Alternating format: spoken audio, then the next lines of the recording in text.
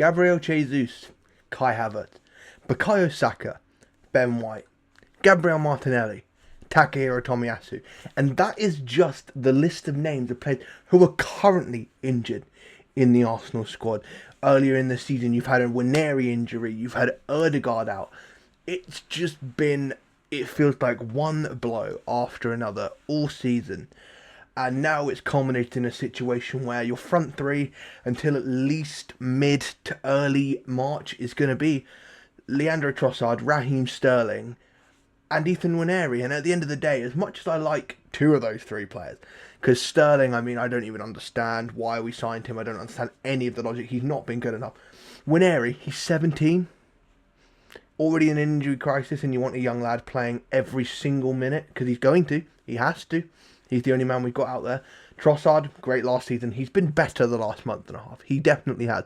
I mean, he was brilliant against City. I thought he was very good against Spurs. But it's not enough, especially for a team who, after a couple of days ago, Everton take points instead of Liverpool. 7 points is a gap that I think a fully fit Arsenal, you'd say, could chase it down. I don't think our current team can. And especially when you want to be fighting in this competition right here. I've tapped here for no reason. But the Champions League, realistically, you want your team firing. Luckily, before we play any knockouts, you're expecting Saka back. And I think he really could make the difference. But you need players like Ødegaard has to step up, because he's not been up to scratch so far this season. And I think that if you look at it, that you're going to have to start looking to blame people. And for me, you have to originally lay the blame immediately on Jason Ato and the Arsenal recruitment team. Obviously, Edu left halfway through the season. I think he is partly to blame for what was, for me, a very, very mediocre transfer window in the summer when you are a team looking to build and compete. At the end of the day, we signed Calafiori, who I think is amazing. Marino, who he's not lit the world up. He's not excited me, and he's not a staple in our midfield. Which, you pay that money for a player, you sign a player who's just won the Euros, you expect them to maybe come in and play a lot more and a lot better than he has. And then Sterling, of course, spoken about, and Neto, two terrible in the league loans which we took, and they speak for themselves in terms of the poorness of the loan. I mean, Neto was cut-tied in the League Cup, one of the two competitions you'd love for David Raya not to play, and that's just unbelievably poor. And then you have to look at January, where there's, like, Arsenal are monitoring players we're flirting with. We love the idea of, we're enamoured with players like Isak, Sesko, but you know that these deals aren't going to get done in January, and there's no, these like market opportunities that you're looking for are not going to, they're maybe not going to present themselves. I mean, just in January, you've got players like Kvaratskhelia moved, Kolo Muani moved on a loan. These are not players that I wanted Arsenal to sign personally. But that doesn't mean that those people weren't there. I mean, we were offered Ollie Watkins, and I'm glad we didn't pay the 60 million that Villa are requesting. But at the end of the day, a body needed to come in, because right now, we're at our bare bones. And we're going into what would hopefully have been a title race before the season. Don't get it twisted. I think that realistically, the season's done and dusted. But that's not where the club is at, or it shouldn't be where the club is at mentally, because you should be trying to compete, getting better every single season.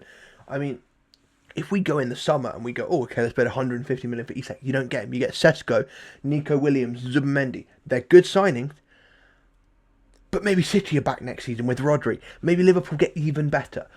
And it feels like we've thrown away a season where, with City's capitulation, we really should have been competing for the Premier League title. And whilst it's not over, I think it's very difficult to claw back 7 points, especially when, like, Liverpool's... Look at the difference in attack. You've got Salah, who looks like he could be about to break the Premier League record for goal contributions. I mean, he's looking unbelievable, even in games where he doesn't, like the Everton game, goal and assist. I mean, you're looking at players like Jota, Gakpo, Luis Diaz, Nunes. They've got so many people who would stroll into the Arsenal lineup. I mean, it's just, I mean, for me, Cody Gakpo has been their, like, X-factor player apart from Salah. I think he's been absolutely amazing in that front line. I mean, he's popped up with crucial goals. I mean, every time I'm like, oh, Liverpool are dropping points, and then Gakpo, bang. I mean, even Nunes against Brentford, it was like an absolute demoralising blow. But, you know, it's not over yet, as KSI once said.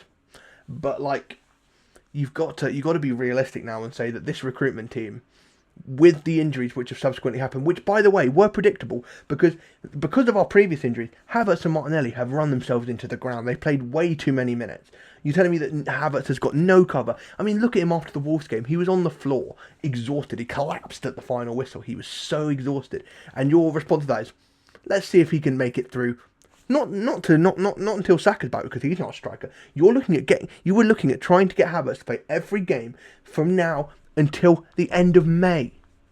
And now he's injured and he's back for pre-season. He's not even going to be back this season at all, and he's going to be like recuperating when we're getting around to next season, which is just, it's such poor management. And I think that you've really got to hope that the club learn from this. And number one, do not give Ato that permanent role, because that's just not on. It's not on. It's not acceptable. He should not be getting that. But also, you have to be looking at bringing in players in the summer who are going to improve us properly. And I don't want some Joan Garcia. I don't want a Jurel Hato. We need to sign an attacker, because look at who is being really successful this season. Newcastle in a cup final. Isak tore us a new one. Liverpool, Salah. I mean, like, and then you look around Europe. Look at Barcelona, a player that Arteta really wanted. Rafinha playing like an absolute demon. And without Saka, we have no attackers who I would consider to be even close to world class.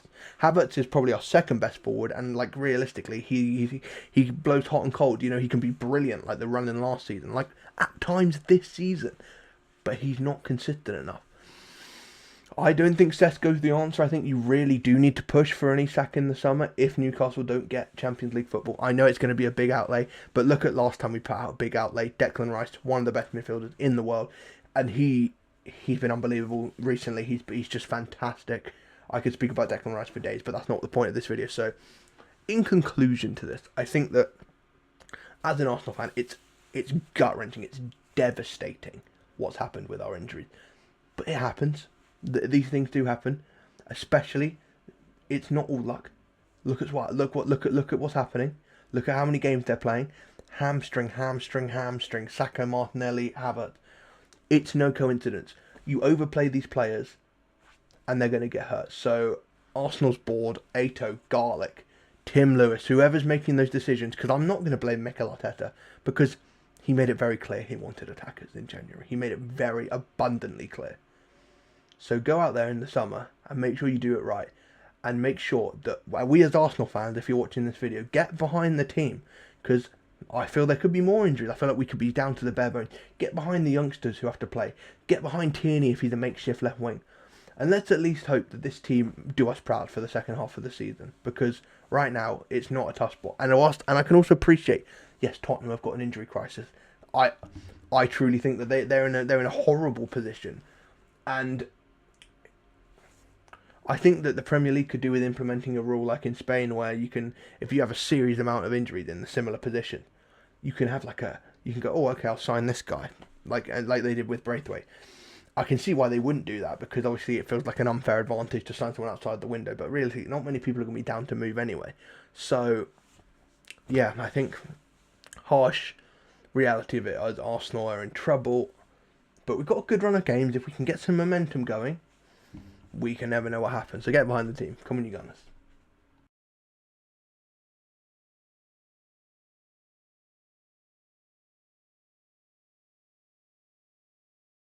Management from the team